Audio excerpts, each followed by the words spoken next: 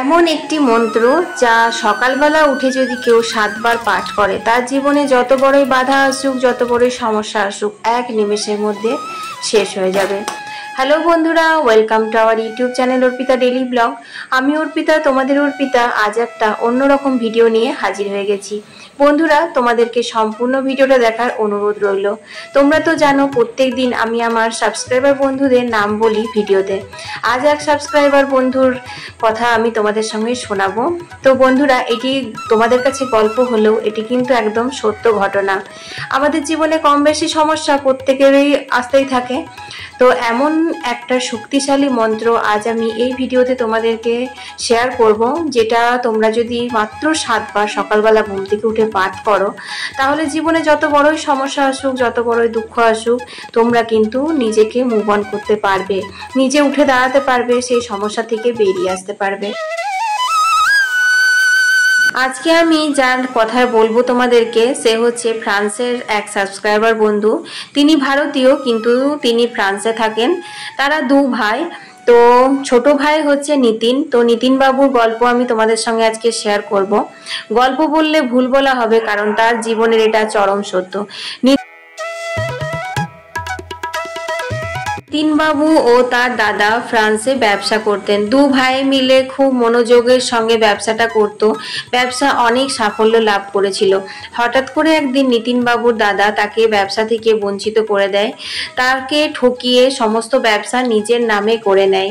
তো নিতিন বাবু তখন খুব ভেঙে পড়েছিলেন, কারণ বিদেশ বিভুরে তার দাদাই ছিল কিন্তু শক্তি। দাদার থেকে আলাদা হয়ে নিতিন বাবু অনেকটা ভেঙে পড়েছিলেন।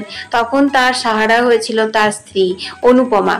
তো অনুপমার সাথে নিতিন বাবু আবারও একটা নতুন ব্যবসা শুরু করে। ব্যবসা বেশ ভালোই চলছিল, টুকটাক করে জমে উঠছিল। হঠাৎ করে নিতিন বাবুর দাদা অনুপমাকে অনেক রকমের কুকথা অকথা বলতে থাকে নিতিন বাবুর সম্পর্কে। অনুপমার মন ভেঙে যায়। তখন একদিন অনুপমা নিতিন বাবুকে ছেড়ে ভুল বুঝে চলে যান। নিতিন বাবু তখন একদমই ভেঙে পড়েছিল।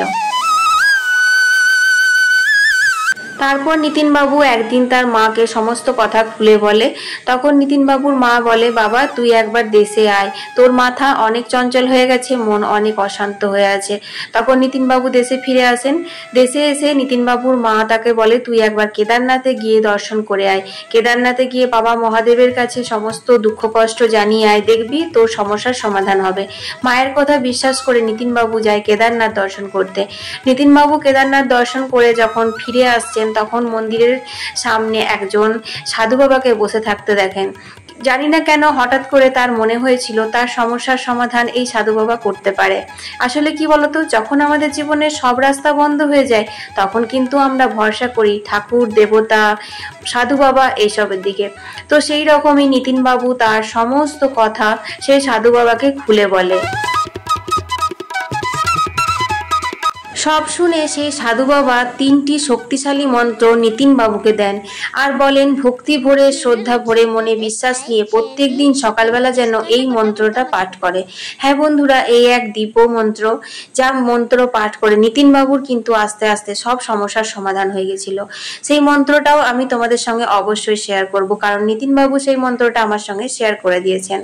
তো বন্ধুরা, তারপর বাড়ি ফিরে আসে নিতিন বাবু। এসে খুব শ্রদ্ধা, ভক্তি, বিশ্বাস নিয়ে সেই মন্ত্রটা প্রত্যেক দিন সকালবেলা ঘুম থেকে উঠে 7 বার পাঠ করতে থাকে। মন্ত্রটা 1 মাস পাঠ করার পরে হঠাৎ ফ্রান্স থেকে নিতিন বাবুর কাছে ফোন আসে। ফোনটা ছিল তার স্ত্রী অনুপমার। অনুপমা নিজের ভুল বুঝতে পেরে নিতিন বাবুকে ফ্রান্সে ডাকছেন। আমি আমার ভুল বুঝতে পেরেছি, তোমাকে আমি ভুল বুঝেছি, তুমি আমাকে ক্ষমা করে দাও, তো তুমি ফ্রান্সে ফিরে এসো। তখন নিতিন বাবুর মাকে সেই কথা নিতিন বাবু জানান। আর নিতিন বাবুর মা বলে, বাবা দেখ, ক্ষমাই হচ্ছে পরম ধর্ম। তুই যদি জীবনে সুখী হতে চাস, জীবনে যদি কিছু করতে চাস, তোকে ক্ষমা করতে শিখতে হবে। তুই বৌমাকে ক্ষমা করে ফিরে যা। নিতিন বাবু মার কথা মতো ফ্রান্সে ফিরে আসে। অনুপমার সঙ্গে সুখে সংসার করতে থাকে। অনুপমার সঙ্গে শুরু করে ছোট্ট আবারও একটা নতুন করে ব্যবসা। তারপর হঠাৎ একদিন তার দাদার আগমন ঘটে। দাদার আগমনে নিতিনবাবু বেশ অবাক হয়েছিলেন আর খুব ভয়ও পেয়েছিলেন, কিন্তু তার উল্টোটা হলো। দাদা এসে তার কাছে ক্ষমা চেয়ে নিয়েছে, বলেছে, ভাই দেখ, আমরা দুজন মিলে যে ব্যবসাটাকে এত উঁচুতে উঠিয়েছিলাম, তোকে ঠকানোর জন্য সেই ব্যবসা আমার তলিয়ে যাচ্ছে। চল আবার আমরা দু ভাই মিলে আগের মতন ব্যবসা শুরু করি। তো বন্ধুরা, নিতিনবাবুর তখন মনে পড়লো তার মায়ের সেই কথা। নিতিনবাবু তার দাদাকে ক্ষমা করে দিলেন। তারপর দুই ভাই মিলে শুরু করলো অনেক বড় একটা ব্যবসা। সেই ব্যবসা আস্তে আস্তে দুই ভাইয়ের বুদ্ধিতে অনেক অনেক উন্নতি করতে থাকে। তো বন্ধুরা, এইভাবে আস্তে আস্তে নিতিনবাবুর জীবনের সমস্ত দুঃখ কষ্ট কম হতে থাকে। নিতিনবাবু বেশ বুঝতে পারছিলেন এই সমস্ত কিছু হচ্ছে আমার ওই 3 শক্তিশালী মন্ত্রর জন্য, যেটা তিনি সব সময় সকালবেলা উঠে পাঠ করতেন। হ্যাঁ বন্ধুরা, সেই 3 শক্তিশালী মন্ত্র হচ্ছে শ্যাম সদা শিব, যে মন্ত্রটি সেই কেদারনাথের সাধু বাবা নিতিনবাবুকে দিয়েছিলেন। নিতিনবাবু প্রত্যেক দিন সকালবেলা শ্রদ্ধা বিশ্বাসের সঙ্গে সেই মন্ত্র কিন্তু আজও পাঠ করে যান। বর্তমানে নিতিনবাবুর বয়স হচ্ছে 86 বছর, আর তিনি এখন ফ্রান্স থেকে ভারতে ফিরে এসেছেন তার ছেলের ওপর ব্যবসার সমস্ত দায়িত্ব দিয়ে। তিনি এখন অনেক সুখে আছেন।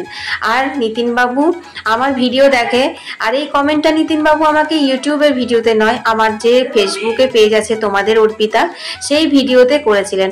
আমি দেখতাম প্রায় দিনই এক বয়স্ক মানুষ আমার পুজোর ভিডিওগুলো দেখে কমেন্ট করে।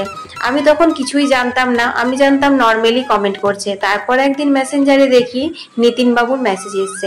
নিতিনবাবু তার জীবনের সমস্ত ঘটনা এবং এই শক্তিশালী মন্ত্র আমার সঙ্গে শেয়ার করে বলেছিলেন তুমি তোমার ভিডিওতে শেয়ার করবে, তাই আমি আজ তোমাদের সঙ্গে শেয়ার করলাম। তো বন্ধুরা, তোমরা যদি নিজের সমস্যার সমাধান করতে চাও, প্রত্যেকদিন সকালবেলায় ঘুম থেকে উঠে শ্যাম সদা শিব মহাদেবের এই 3 শক্তিশালী মন্ত্র 7 বার অবশ্যই পাঠ করো। জীবনে যত বড়ই বাধা আসুক, যত বড়ই বিপত্তি আসুক, তোমাদেরকে কিন্তু এই মন্ত্র ঠিক রক্ষা করবে।